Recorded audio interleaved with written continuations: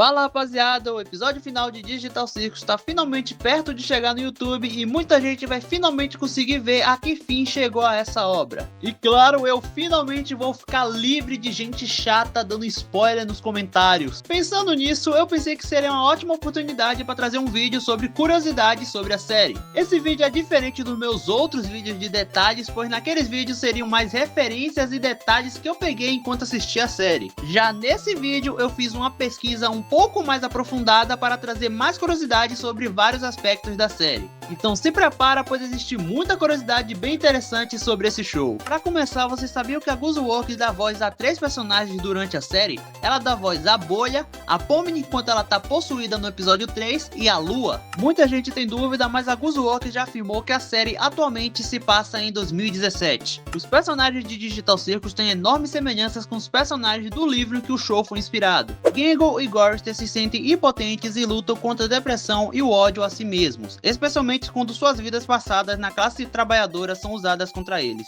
Agatha e Ellen são personagens bondosas com origem de classe média alta, cujo abuso passado as faz querer confortar os outros.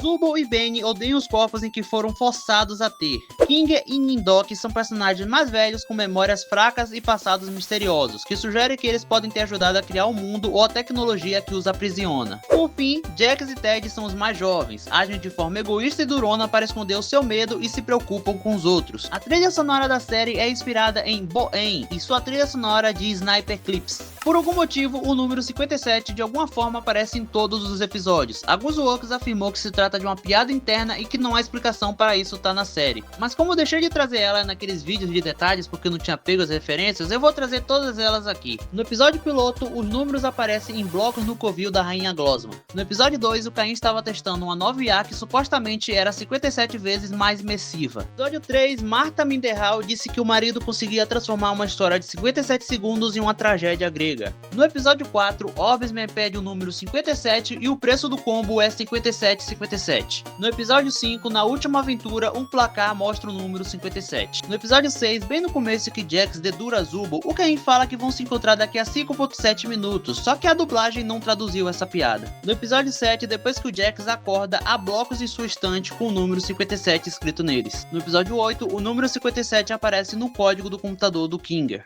Quando perguntaram para a Gooseworks como ela descreveria cada episódio após o piloto em uma palavra, ela respondeu isso aqui. Após o episódio 2, a Gooseworks havia divulgado qual seria o foco de cada episódio. O episódio 3 seria focado na Zubul e no Kingo, o episódio 4 na Gangle, o episódio 5 na Agatha e o episódio 6 no Jax. No entanto, a Gooseworks não revelou quais seriam os personagens principais no episódio 7 ao 9. Quando lançados, o episódio 7 teve como foco o Abel e o episódio 8 o Caim. Todos os personagens do circo são baseados em forma de entretenimento. Pomni é baseada em Bobo da Corte, Agatha é baseada em bonecos de pano.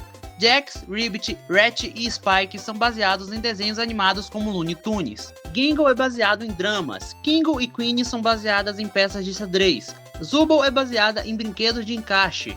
Cálfamo e Bisco são inspirados em palhaços, e Scratch é baseado em Rover, um cão que acompanha usuários enquanto eles pesquisam na internet, e Wormhole é baseado em brinquedos de corda. Essa seria a ordem em que os membros do circo foram abstraídos. E essa seria a ordem de chegada dos participantes principais do circo. O Kingo foi o primeiro a chegar e o que ficou lá durante mais tempo, em seguida veio a Agatha. O Jax foi quem inventou o nome da Gangle, o que significa que ele chegou antes dela, e finalmente foi confirmado que a Zubul foi a que passou o menor tempo no circo antes da Pomni.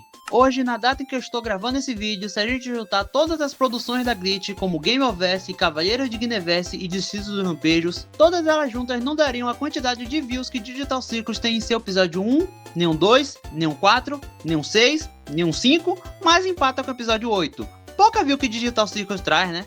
O episódio 7 é o episódio menos visto de Digital Circus e o episódio mais visto é o episódio piloto. O episódio piloto foi indicado ao Annie Award de 2024 na categoria de melhor animação de personagem TV mídia, mas não ganhou. Na cena de palavrões, na verdade é a irmã de Gooseworks quem deu a voz a Pomni, devido a ela ter esquecido de gravar a cena com Lizzie Freeman, a atora de voz original. XDDCC é o nome de uma música de Digital Circus. Na cena final do episódio piloto, com um buquete digital, é enquadrada de forma semelhante à pintura cristã intitulada A Última Ceia. A Gooseworks confirmou posteriormente que isso seria intencional.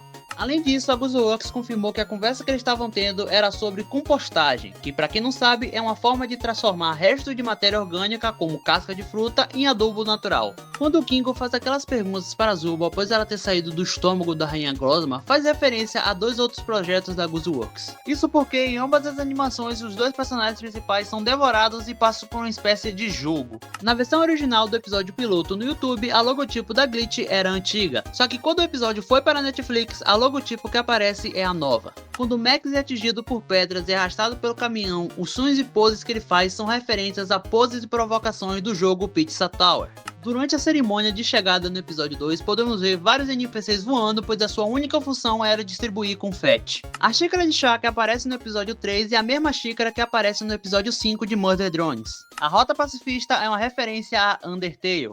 Essa cena é uma referência a Luigi's Mansion, já que eles usam um aspirador para capturar fantasmas, e como bônus, o Jax é literalmente o único que captura um fantasma como o Caim pediu no começo da aventura. A música de encerramento do episódio 3 é ligeiramente diferente dos outros episódios. A música que tocava quando Pomni King prendia a respiração é licenciada, e por isso que ela não aparece na trilha sonora oficial. O episódio 4 e 7 não possuem nenhum palavrão ou censura. Jax, Pomni, Kingo e Caim possuem os mesmos modelos de mão, apenas mudando as suas cores, a famosa mão de desenho animado. No episódio 13 é possível ver o caminhão do Gamigu no fundo, sendo bem destacado dos carros padrões. O episódio 4 é o episódio mais curto, e o episódio mais longo será o episódio 9, com mais de 1 hora de duração. Mas enquanto ele ainda não lança no YouTube, quem ocupa essa posição é o episódio 6. O episódio 4 foi o único marcado como conteúdo para crianças, no entanto, a marca foi removida no dia seguinte. A Pomni aparece em todas as thumbs de todos os episódios, e o Bolha é o único personagem que não aparece em nenhuma thumb. Segundo a GuzzWorks, se a Gangle do Mal aparecesse, ela teria fita branca e uma máscara vermelha. No episódio 5, todas as votações foram direcionadas ao Jax. O episódio 6 é o primeiro episódio que o Jax xinga, e isso só aconteceu porque alguém perguntou para GuzzWorks no Tumblr o porquê ele nunca xingava.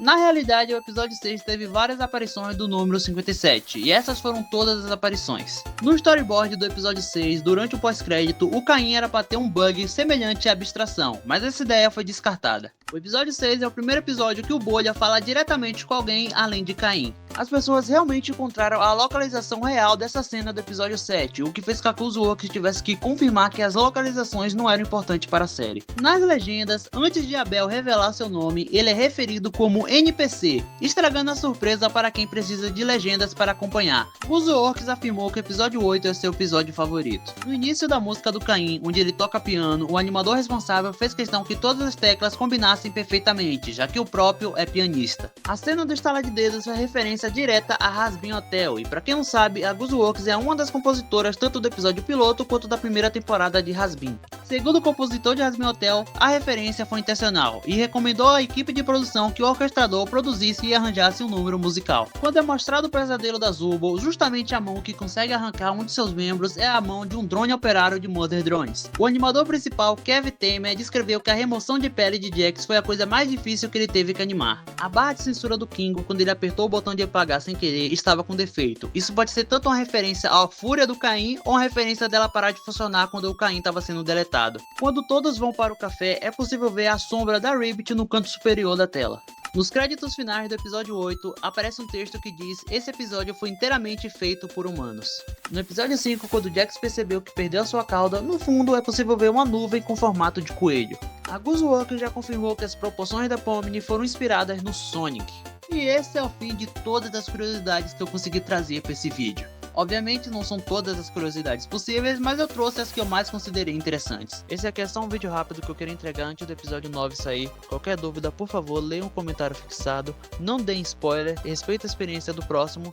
Eu não quero me estender muito, então valeu e até o próximo vídeo.